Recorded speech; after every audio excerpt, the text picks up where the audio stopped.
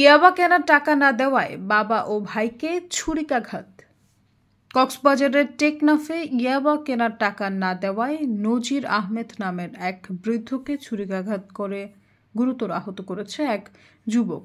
সোমবার বিকেলে 3:30টার দিকে উপজেলার সাবরাং ইউনিয়নের শাহপুরের দ্বীপ মিস্ত্রিপাড়া এলাকায় ঘটে এই ঘটনা। অভিযুক্ত যুবকের নাম মোহাম্মদ ফারুক। তিনি ভুক্তভোগী নজির আহমেদের ছেলে।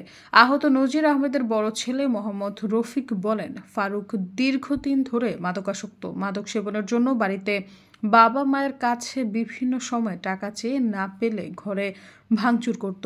সোমবার বিকেলে বাবা তাকে 500 টাকা দিতে চাননি এবং মাদক ছেড়ে দেওয়ার শর্ত দেন। এতে রাগান্বিত হয়ে ফারুক ধারালো ছুরি নিয়ে বাবার উপর হামলা চালায়। পরিস্থিতি নিয়ন্ত্রণে আনার চেষ্টা করলে ছোট ভাই সালমানও আহত হন। পরে পরিবার দুজনকে হাসপাতালে নিয়ে যায়। সৈয়দা ফারিয়া, সমযোগ।